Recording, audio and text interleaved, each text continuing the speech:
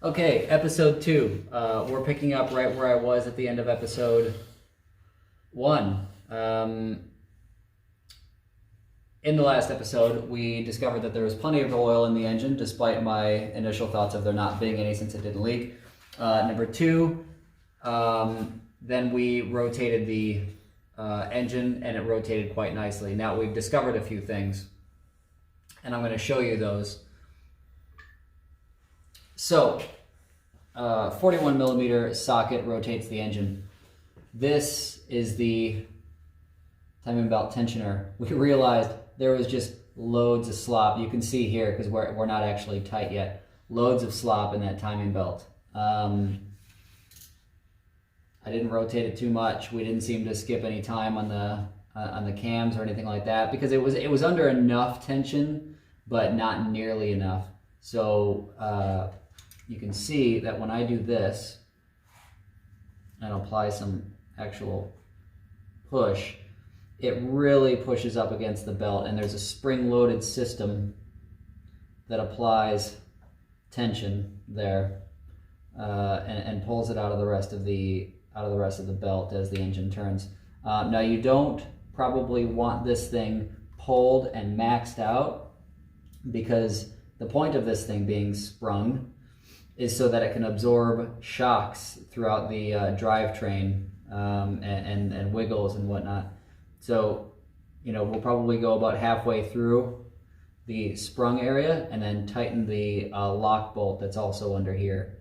That's it's just slotted lock bolt that you can kind of see right there. I'll point to it with some graphics, but. So that's where we're at. We've also discovered that this pulley isn't quite square, which probably means it's not the pulley. I mean, it'd be very hard to bend this cast pulley, but maybe not so hard to bend the rod that it's screwed into. So it doesn't seem too bad, but I do foresee a future when I'm taking out this distributor and pulling out this rod to potentially replace it, but we'll kind of see how it wiggles when the engine starts, if the engine starts. Yeah. So, what we're going to do here is I'm going to put some tension on this, and then Ross is going to hand me this. I'm going to get it down on that nut.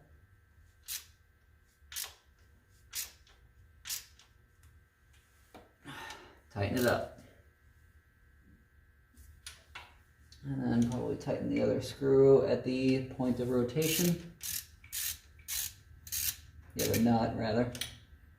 If I can get on it. I can't get on it.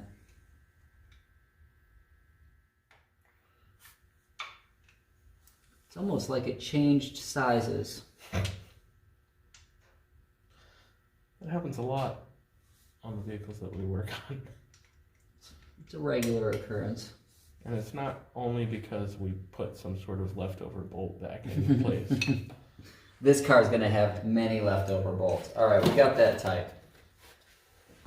Now, if Ross would rotate the engine just a little bit. Yeah, we can see how there's nice tension set between the gears. And I'm not all freaked out by the slop we're seeing. So that's good. Get my gloves back on. All right, Ross. Now, we've rotated the engine around a lot of times. We're not super confident in how this car is timed. The guy did seem to know what he was talking about when he said he finished it. Maybe he did, maybe he didn't. The point is, we've rotated the engine around many times, and there's been no interference between the valves and the pistons. I haven't heard anything that sounded like grinding. Yeah, there's no grinding. There's been no smacking. We haven't felt any major resistance outside of compression with turning it. So we're just gonna have a go and punch forward. And if it doesn't run that well, Make sure these aren't actually. Yeah, we'll be actually banding some of this stuff back. Now I do have the plastic covers that go over these systems. This one's for this side, and I'll probably go about putting those on at some point once we kind of know that the engine is good. And of course, I don't have the fasteners for any of these, so that's all got to be hunted down. Besides, it'd be cooler if you got one of those nice shiny blue timing belts for it. Blue timing belts are pretty cool, yeah. Okay, so next major step, we need to get the serpentine belts, V-belts in this car's case, on the vehicle. So let's go about doing that. Go ahead and remove that. We need to clean the mating surfaces up in the pulleys a little bit because they are on the rusty side.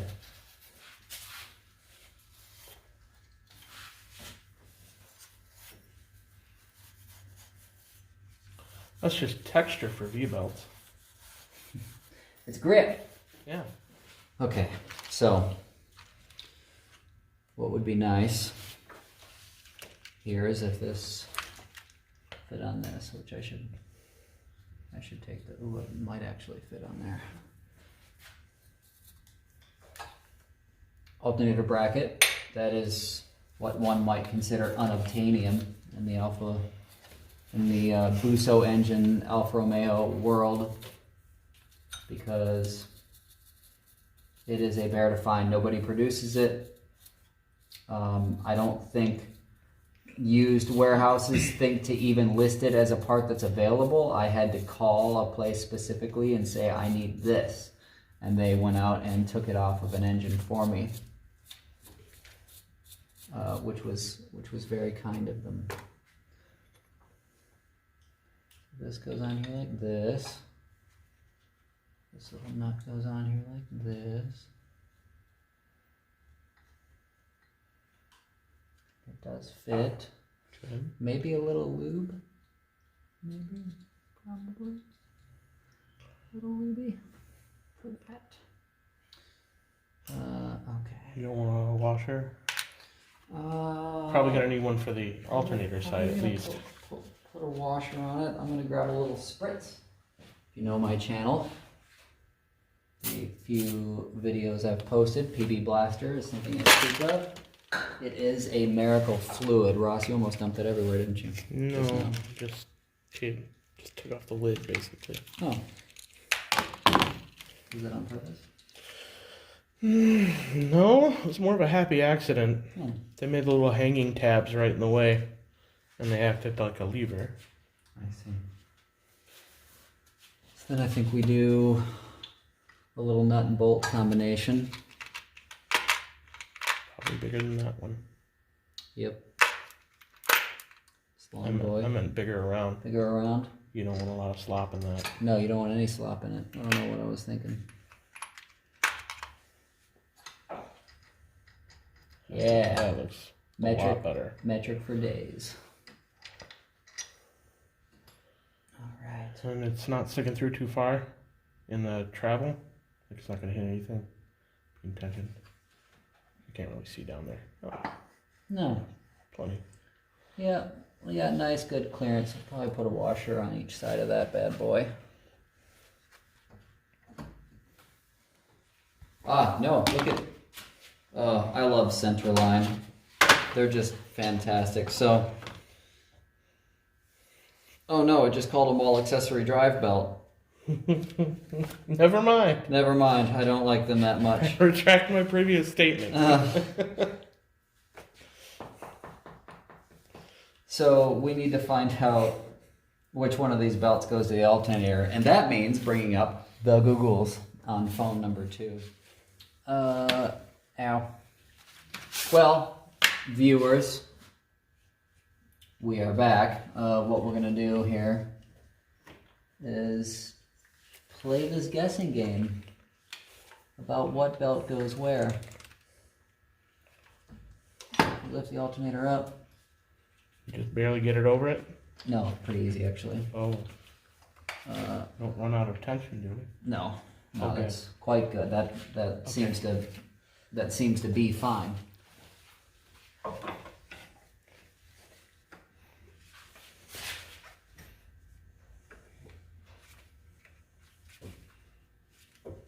think about there? Looks about good.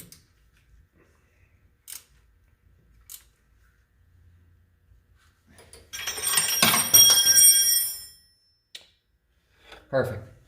The proper sacrifice to the Alfa Romeo. Yeah, the Alpha Gods. Yeah. 13 millimeter wrench. Mm-hmm. Probably already eaten all our 10 mils. Yeah. All right, so we got that guy on. Oh, that's sensor's loose. All right, that feels all right. I wonder if this is meant to ground out on this chassis right there. Or is it meant to ground out on something over here, but like right there. I think that's where actually the plastic screws into. So this is maybe meant to ground out on that. Like right about there on that plastic. Yeah, but what would that be for? I don't know. I mean, that looks like a perfect ground. This is all aluminum. There's no plastic Yeah, there. and in fact, they might be supplying. Well, no, because it does touch the engine. But yeah, you know, maybe we'll find a nut and just ground it out there.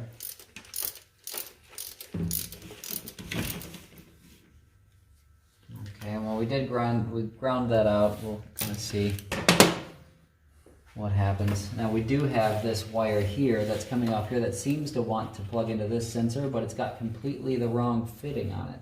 No doubt there will be lights on this car. I'm sure we'll just have to make some sort of adapter. Yeah, maybe we just put a different thing at the end of this, or yeah, we'll figure something out. So now we need to find a fastener. So they've got a nut on the back of this for tightening this. And they got this bolt in here. So this lines up somehow like that. So it's probably one of these. Maybe this shorter guy here with a washer. May or may not. So, viewers, I'm going to kind of show this. We're going to chop all that up because there's a bunch of nonsense in there.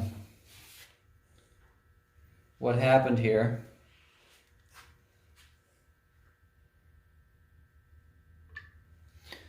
Okay, so you can see we got our alternator bracket there on.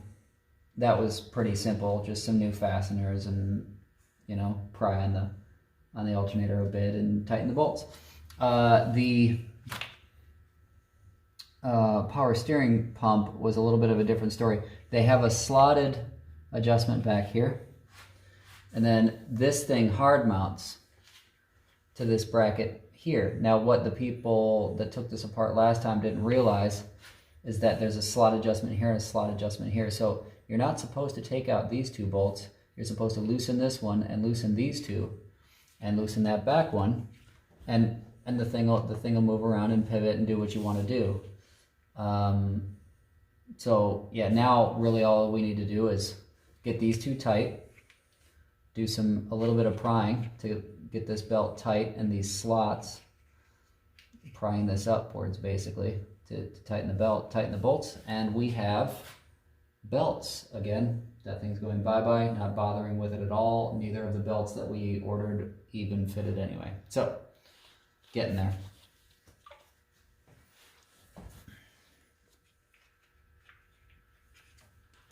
You know, and probably start to tighten them.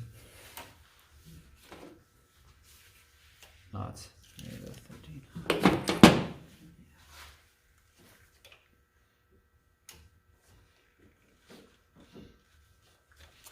Yeah, I might be able to. Yeah, put some gusto on there.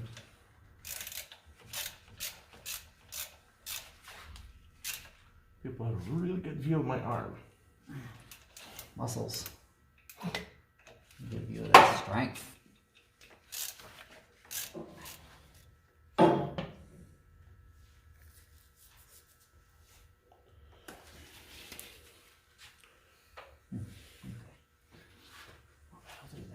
Okay.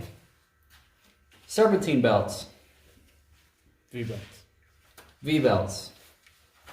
You're right. Well, what do we got next, Ross? Put a battery in it. Well, We should probably check things. this gigantic alternator, or radiator rather, is missing. Yeah. You don't really need the radiator. Don't actually need to run coolant through it to get this, just to hear it start. That's fair. That's fair. Well, everyone, that'll do it for episode 2 for this. We're gonna take a little bit of a break here, collect our thoughts,